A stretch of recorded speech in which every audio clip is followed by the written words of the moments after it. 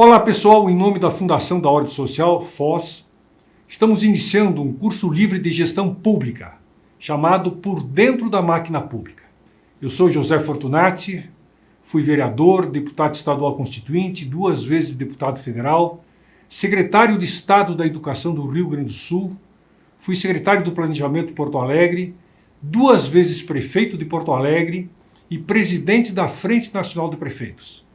Sou bacharel em Administração de Empresas, com especialização em Administração Pública, pós-graduado em Direito Eleitoral e atualmente mestrando em Ciência Política pelo Instituto Universitário de Lisboa.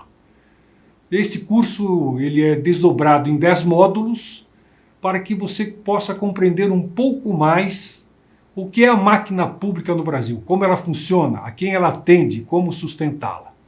Os 10 módulos, primeiro, o que é a máquina pública? Segundo, o Poder Executivo. Terceiro, o Poder Legislativo. Quarto, o Poder Judiciário.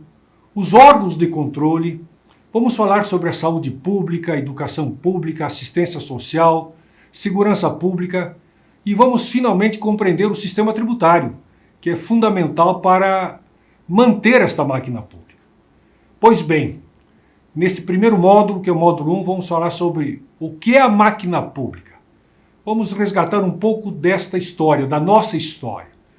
Em 1492, nós tivemos o descobrimento da América pelo Américo Vespúcio, uma grande iniciativa dos espanhóis que mandaram os navegadores que acabaram descobrindo a América.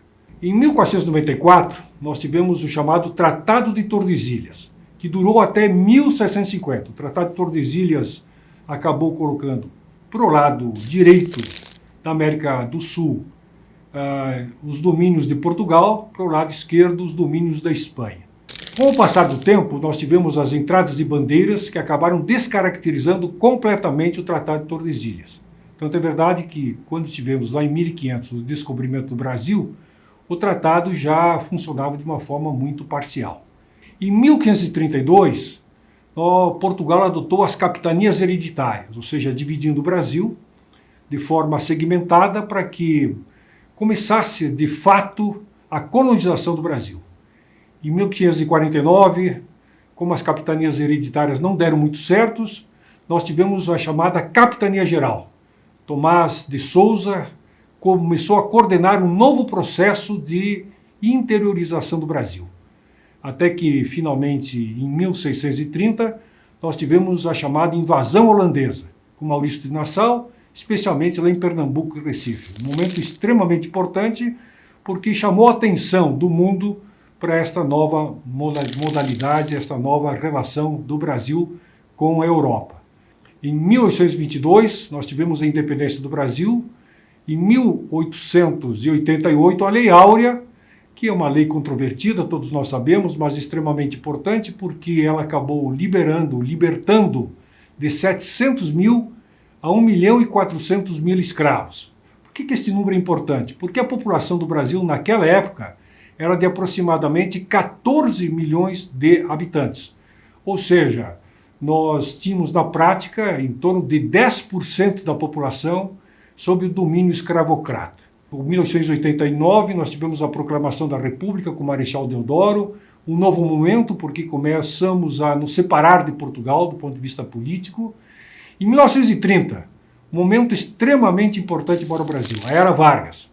Sem entrarmos na questão política, porque tivemos neste período também uma ditadura muito violenta, mas o Brasil até 1930 vivia basicamente do extrativismo, da agricultura, e com a Era Vargas começamos a dar um salto de qualidade com a industrialização do país. A parte principal dessa industrialização foi a montagem de várias empresas que começaram a fomentar o emprego, o desenvolvimento do país. E também a adoção da CLT, da consolidação das leis do trabalho, que, de uma forma ou de outra, permanece até hoje.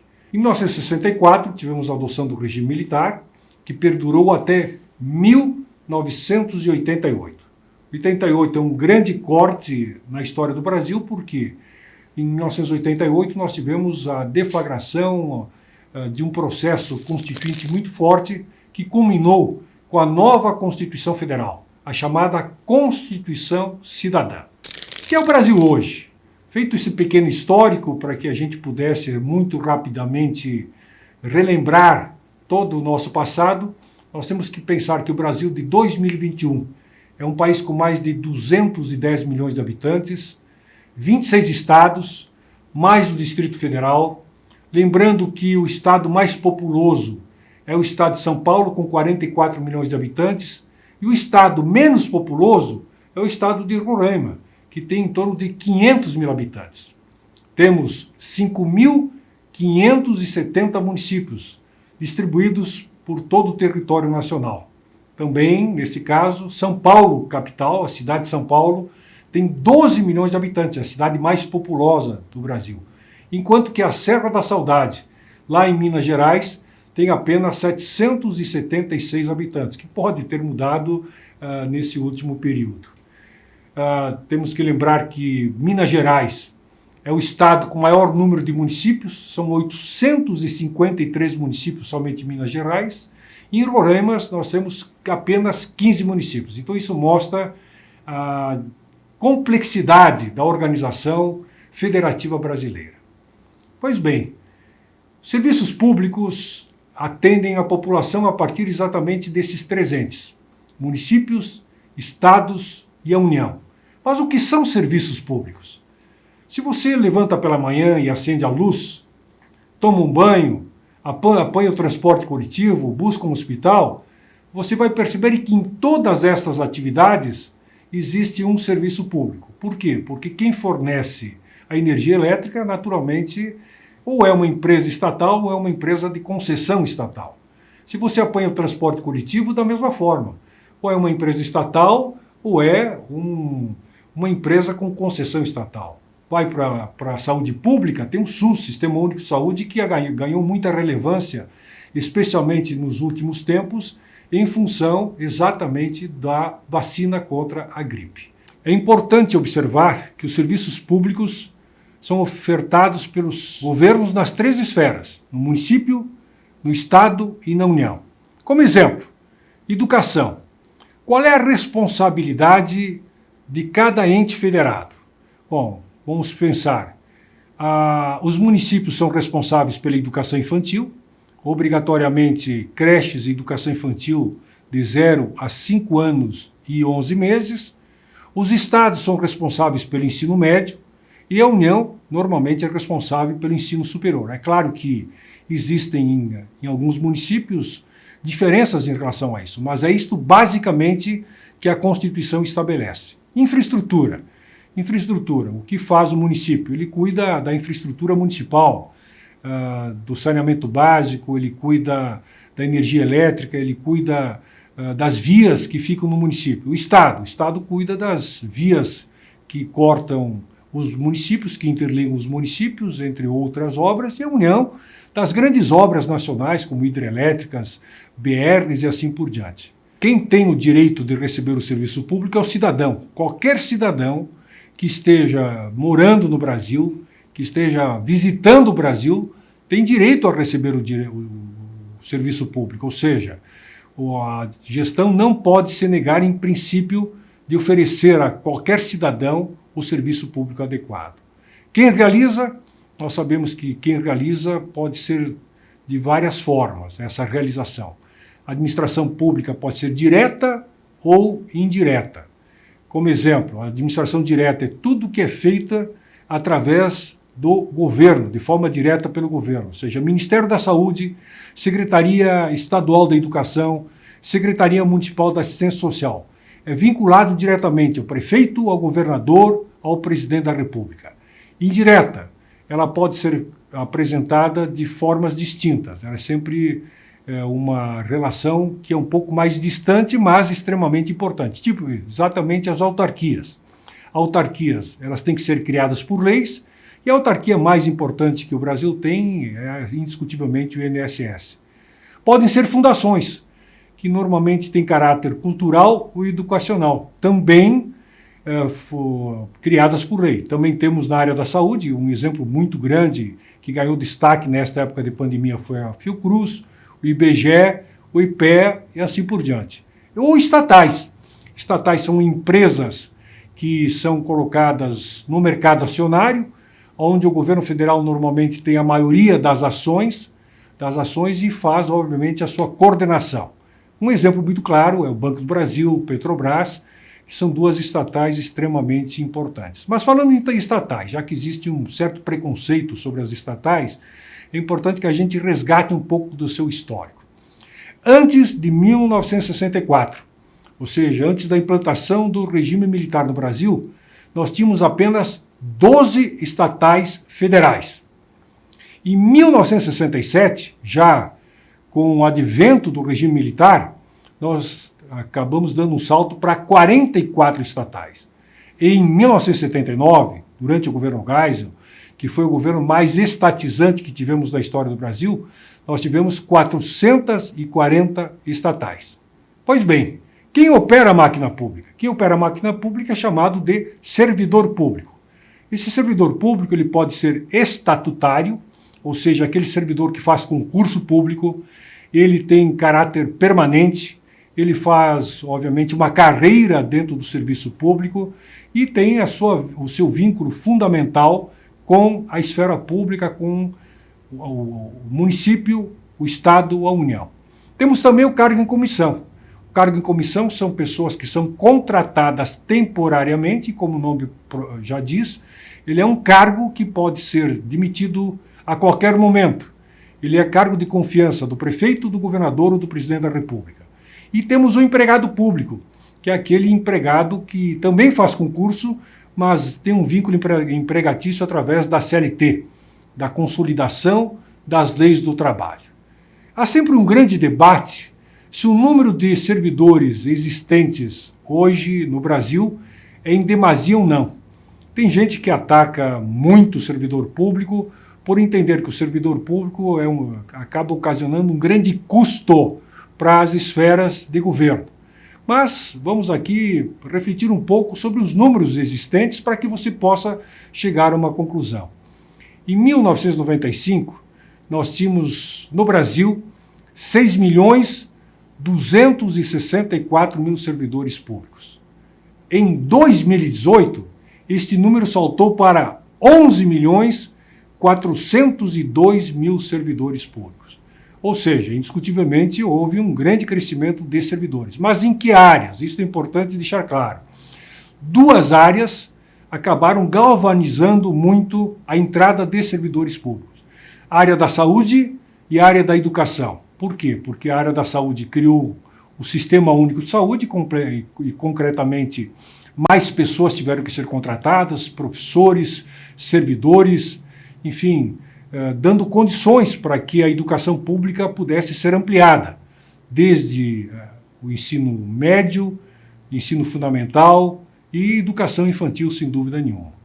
No governo federal, vamos separar agora pelas três esferas. No governo federal, nós temos em torno de 1.161.000 servidores. Pois bem, esses servidores estão aí para atender a máquina federal em todo o Brasil, nos 26 estados, no Distrito Federal. Vou chamar a atenção para os dados que também são importantes. Quais são os ministérios que mais empregam servidores públicos? O principal deles é o Ministério da Defesa, 392.000 servidores. Por que Ministério da Defesa? Porque nós temos as três Forças Armadas, o Exército, a Aeronáutica e a Marinha. E juntos, eles empregam 392.000 servidores. O segundo ministério que mais emprega servidor público é o Ministério da Educação. Por quê? Porque o Ministério da Educação é responsável pelas universidades públicas federais, pelos institutos federais de educação, pelos hospitais de clínica, como exemplo. São 378.000 servidores nesta área. E o Ministério da Economia, que é o Ministério Meio, ele emprega 134.000 servidores, porque o braço do Ministério da Educação, da Economia, também é muito grande, muito amplo, inclusive o IPEA, como exemplo, Instituto de Pesquisas Econômicas, que faz parte do Ministério da Economia. Então, com isso, se tem uma ideia do número de servidores na esfera federal. Os governos estaduais, mais o Distrito Federal, empregam 3.016.000 servidores. Só para dar uma ideia, em 2014 e até 2019, neste período, nós tivemos uma redução de 5% de servidores nas esferas estaduais.